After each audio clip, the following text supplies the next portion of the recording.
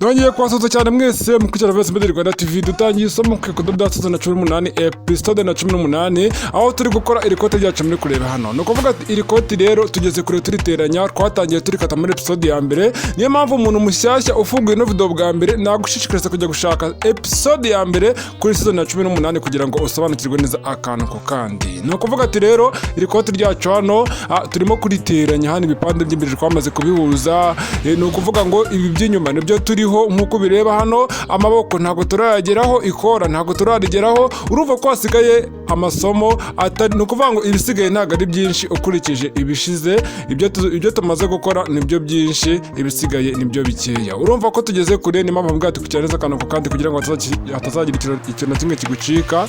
Muri hanganira akabazo k'ijwi ariko biraza gukemuka mu kanya. No kuvuga ati rero itegereze neza hano, worebye ino video yanjye bwa mbere wowe utaruzi ko turi kwiga ikote. Uyu munsi mbaje kuri kwereka rero dore ni iringiri. None rero mbere yuko dutangira kabaze nkwereke bimwe mu byo twagiye ducamo. Hari ibyo twaciyemo nyine mbere, hari n'ibyo uri bubone ukabona ko nk'umuntu usanzwe yiga hari ibyo uri bubone ukabona n'ibishyashya. No kuvuga ati rero twatangiye dupima mbere ku kuntu bapima ikote. Muri no minsi ndi kubikora ku buryo buri somo ryose twize ngerageza nkabireka no kubafata ibipimo, noneho mbereka no kubashushanya.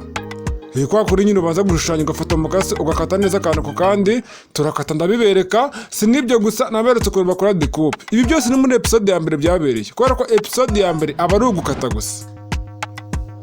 No kuvuga ati guhera kuri episode ya kabiri kuzamura aba ari guteranya nyine ibisago byose kugira ngo wa mwenda tuwuteranye neza, ariko episode ya mbere ibintu byose byo gukata niho bibera. Aha rero twatangiye ibintu byo guteranya iby'amaviruze n'amatisikora nayo basobanura itandukaniro ryabyo. Angaho turimo guhuza amadecoupe tumaze kubikora, tugiye kubisoza kuko ibipande by'inyuma nibyo turiho ubu ngubu tuvugana. Ibi byose twagiye tubikora. Ibi ngibi hano igitambaro cyo ngo n'itisikora nari basobanuriye, nyagoga ati nzababwira itandukaniro rya tisikora na viruze n'isanzwe. Anga rero nibyo tutarakora ku gipande cy'inyuma. Hano ni igipande cy'imbere gutobora imifuka cyangwa se tugiye gushyira imifuka. Hano ni ikora, urabona ko ibisigaye n'ibikeya, hanyuma tugaterana n'igipeso ikote ryacu rigahita ryuzura. Rero nkubwira ati kurikirana neza akantu kandi kugira ngo hatagira icyoro kimwe kigucika, kandi nkubwira ngo ibisigaye nabyo ntabwo byoroshye. Abantu birengagiza isomo ngo ibi ngibi ngo urabona ngo reka ngo nzasubira kwiga ngo tugeze aha ngaha. Nkubwira ati uba ugomba gukurikirana neza buri kantu kose, kubera ko ikote rigira modeli nyinshi. Nimba kwiza no modeli yikurikirane ku buryo bigufasha no kuba ushobora kuvumbura izindi modeli nawe utiriwe ujya kwiga. N'ubundi rego ugiye kwiga bakugisha ikoti risanzwe wenda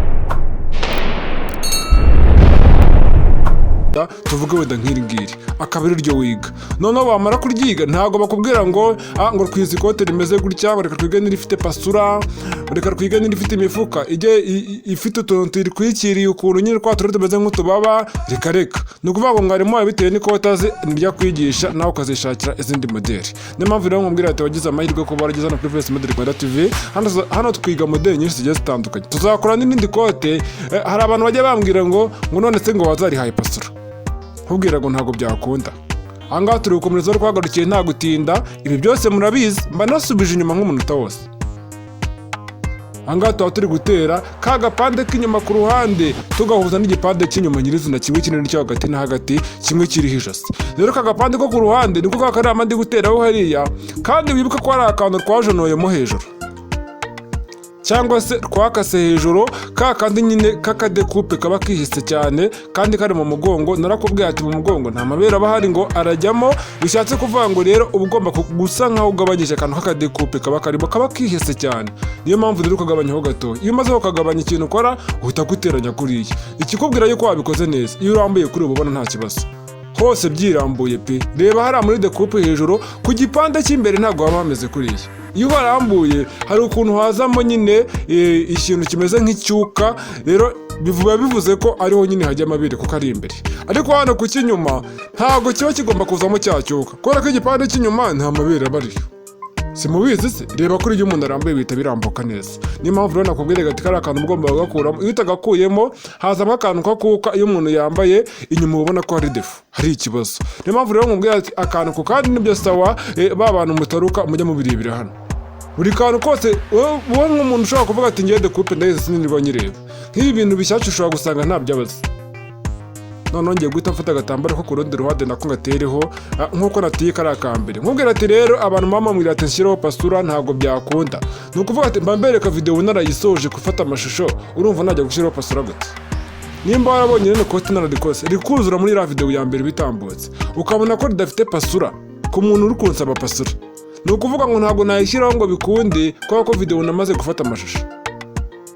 Ikiba gisigaye ni ukuyitunganya nyishyira muri systeme, ntabwo biba byoroshye nabyo, ariko ibyo ubona nyine nibyo mba narasoje gukora. Niyo mpamvu kereka wenda ngiye nkora nka video uko nyikora mpita nyibahereza. Rero naba ngeze nka hano nkavuga ati nanjye niho ngeze mu kudoda, wenda umuntu akambwira atashyiraho pasura, byaba ari ibikunda tukareba ukuntu yajyaho.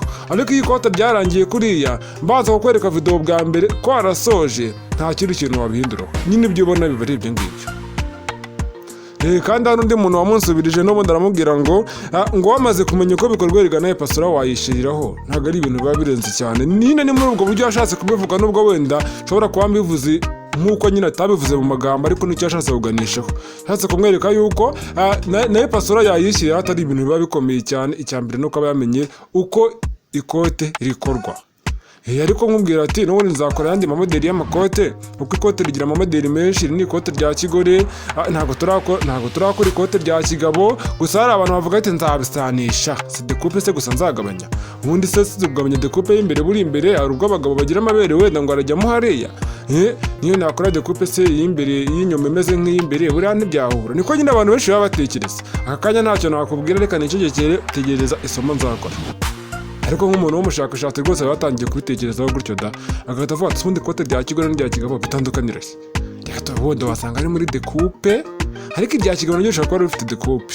Akari ko umuntu ari gutekereza akongera akavuga ngo none se nk'uko tubizi ishati ya kigabo ifungwa, ntabwo ariko iya kigore ifungwa. Nk'uko tuzi ko ipantaro cyangwa se ikabutura lisani yayo ya kigabo ifungwa aho ibireba, uruhande ibirebamo, iya kigore ntabwo ari ireba. Bishatse kuvuga ngo n'ikote naryo aho rifungwa rireba, bivuze ngo nitujya kurya kigabo bizareba ku rundi ruhande. Ese ibyo bintu kuki ntabivuzeho ra? Ariko nzabivugaho tugiye gutera ibipeso. Ni ukuvuga ngo ugomba kumenya neza yuko hari uruhande uba ugomba gufungamo ikote ryawe, bitewe nimba ari irya kigore urafunga mu buryo bwa kigore, nimba ari irya kigabo urafunga mu buryo bwa kigabo. Rero ibyo bintu uba ugomba kubitekereza. Ntabwo ari ugupfa gufungira aho ubonye ujya gutubura ibipeso. Hari ukuntu watobora indomano ugasanga aho rifungiye hatandukanye n'aho ipantaro azaryambaza, ugasanga na wa muntu ugeze kubaho umutayeri no yakoreraga n'amakoti. Icyo gihe ntabwo mwakiranuka, kandi nta kindi kintu wabikoraho kubera ko bamaze guca intoboro z'ibipeso, bamaze no kuzitoborera. Hari ukuntu zitobora ugafata kembu ukazikata. Aha ni ahantu mba ndi kugorora n'ubundi hasi haba harimo, handi haba hikase hasi. Mwibuka neza ku bipande by'imbere hari akantu ko hasi kajyaga dukuraho kaba kihese, no ku bipande by'inyuma nabyo kaba gahari. Wabonye hari ameze nk'udodo rwa original, nkavuga ati rumwe rwa mbere rwihese reka ndukuremo. Biri ugomba kubisobanukirwa neza kugira ngo utazakora ibintu birimo amakosa, noneho nyuma ukabura ukuntu bisubiramo kubera ko ikote uba wamaze kurifunga. Nimba hari ikintu cya mbere gica intege, modeli ya mbere ica intege, numva byaruta ngahambura nerivire akantu ko kandi nkongera nkayiteranya aho kugira njye guhambura ikoti. Ikote ni ikote ushobora guhambura none ugahita uteza amadefu arenze ayo bari kubonamo. Ubwo ndavuga nyine amakosa. Bishatse kuvuga ngo ugomba gukora ibintu byose ku buryo wakirinda kurihambura. Ariko mu gihe nyine wahuye wenda n'impamvu zatuma urihambura, rihambure nyine nta kundi kugira ngo ukosore amakosa, ariko yuko ibishoboka byose wirinde ko amakosa wahura nayo. Tuzakora n'indi koti. Iriya mifuka naciye nk'uko uyibona, amakoti agira imifuka itandukanye. Hari imifuka iba ifite utuntu tumeze nk'utugeretse hejuru, tumeze nk'utubaba cyangwa ndakwita gutera. Noneho rero nakoze imifuka y'inyuma ibiri. Iy'imbere ntabwo nayikoze. Wakwibaza ati ko iy'imbere yo ntayikoze kandi turi kwiga ikoti. Ni ukuvuga ati uko nakoze iy'inyuma ni nako iy'imbere ikorwa. Wowe ushaka kugira ngo ukore imifuka inyuma, ikora inyuma. Ushaka kuyikora n'imbere, imwe twakoze inyuma n'ubundi wakongera ukayikora imbere, nko kuri bya bipimo n'ubundi. Ni ukuvuga ati nagerageje gushyiraho imifuka kubera ko hari n'amakoti ataba afite imifuka, cyane cyane amakoti ya kigore rwose akenshi hari igihe usanga nta n'imifuka afite. Ariko nyine imifuka nayo yongera ubwiza, ni uko wenda nk'abantu bayakora bitewe cyangwa n'igihe n'ubundi umuntu avuga ati njye ntuzashyire imifuka zayo, nzabashyira mu ikesi. Nyine ntiyite wenda ko imifuka ishobora kongera ubwiza, agahita akubwira gutyo. Igihe nawe bakorohereje da, niyo twageze ngo umwanya ufata ujya gutera imifuka, ntiwaba umaze kurisoza ikote. Ya mifuka nayo izadutwara nk'ama episode agera nko muri 4 cyangwa 3. ngayibaze nawe maze umbwire ukuntu wambwira ko imifuka itaba ngo wabonye mu mugongo handi hejuru hari ahantu no nkunda kureba uzarebe niramuka kaje mu ikosa rizahita riza mu bitugu hejuru nyine hahandi ndahita gutera ni ukuvuga ngo hari dekupe nyine imeze nk'aho yigoronzereye hari hejuru gatoshye mbega kuri wa ruhande rwa kabiri ruri nk'amabere ku gipande cy'imbere noneho ku cy'inyuma hari nyine niho ndimo ndakubwira hari hano hahita haza ikosa rya mbere bihita biza byabyimbyeho reba hari kari akantu k'akadekupe niko nagabanyijeho gatoshye nawe uba ugomba kubikora ntabwo byose bibera mu gukata ugiye kuvuga ati byose birabera mu gukata ushobora gusanga umwenda wose wawukase wawumaze wajya guteranya noneho kugira ngo noneho ugasanga cya cyuka wagikuyemo ahubwo wongera unanafatamo noneho usibye no kugikuramo urongera ushyiramo n'ikintu kimeze nk'icyobo ibaze noneho amakosa waba wakoze niyo mpamvu nkubwira ngo jya ugerageza akantu ku kandi buri kintu gikore mu gihe cyacyo rero hano ngiye gufata ya dobudire y'inyuma iyi dobudire murayibuka twarayikase simuyibuka dore ngiyi noneho inyuma hagati naze kuhakatamo ndahihorera waburetse gato nkwereka ukuntu iyi dobudire ngiye kuyikoza ku muntu ushaka kumbaza ati se iyi dobudire ingana gutya ivuye he byagenze gute wowe watarutse episode ya mbere nta kintu nakubwira ukeneye kugira icyo umenya ajya gushaka episode ya mbere nariko tuba twarafashe umwanya tuyikurikirana tuyiga none wowe uragira ngo tubikubwiremo hano hagati kandi twarabyize jya kuri episode ya mbere ubyige ngewe kabisa reka ntabwo nasubira inyuma ni ukuvuga ngo rero ino dobudire ikintu ndi bukore naho ngiye gupima ya kabiri harya si kabirira twarengejeho inyuma ni kabiri kuri iki bino bintu birebe neza akantu ku kandi ntabwo mpita nihutira ngo ndayikatamo ngo biki nta pasure ku ikote ryacu iriho inyuma kandi niyo yaba inanahari tuzareba niba koko dobudire bayikata cyangwa batayikata ibyo tuzabireba nituhagera ni ukuvuga ati hari ikintu ndi bukore ndahina dobudire kuriya nimara kuyihina kuriya nyapima ka kabiri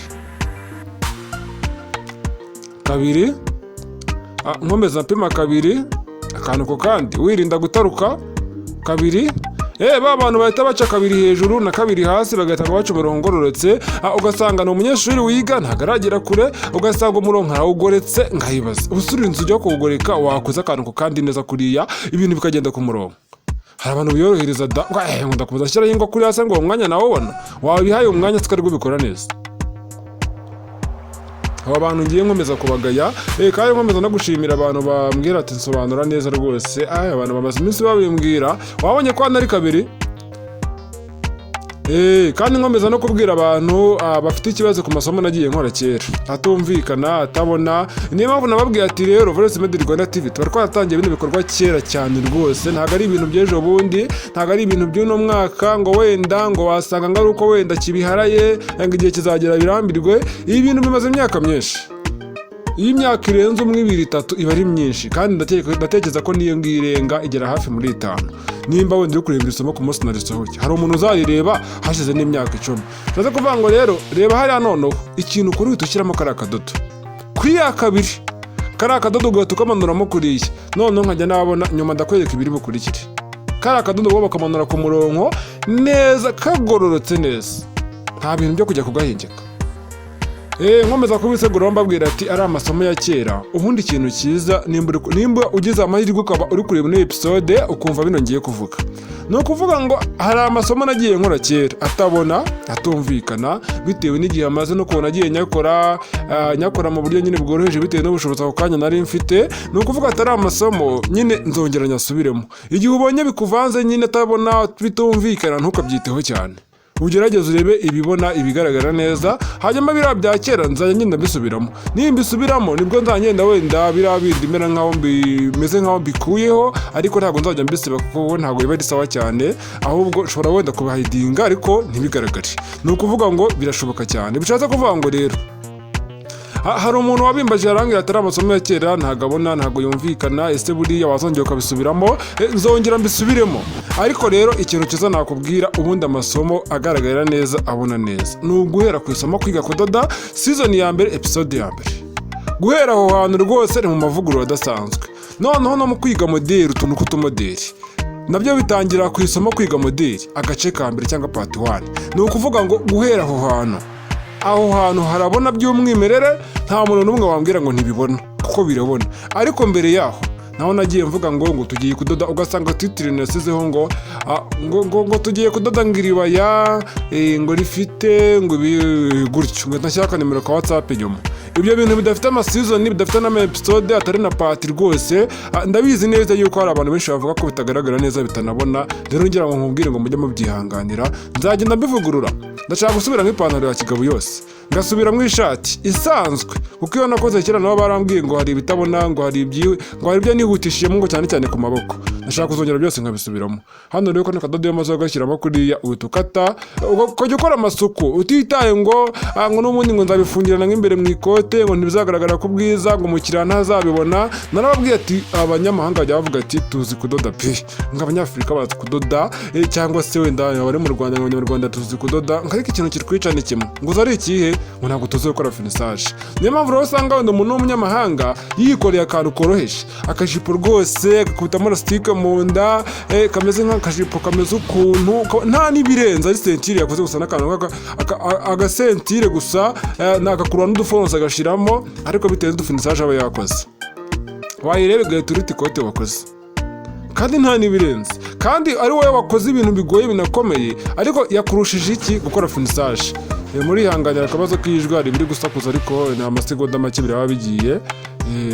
Hari ukuntu abasobanuzi batavuga ati niko pe originale nukuvuga ngo nibiba byarabereye nyine mu gusobanura nta kintu nabihinduraho ngewe. Urumva rero muri hangana nyine ibyo bibaho. Hano rero ngiye kumanuka katubonane muri episode ya 19 tumenye byari byo. Nkubwira ati Rivets Media Rwanda TV ndabakunda, bye bye. Tuzabona muri season ya 18 episode ya 19 coming soon, kandi ikindi umenye neza ko wakoze subscribe.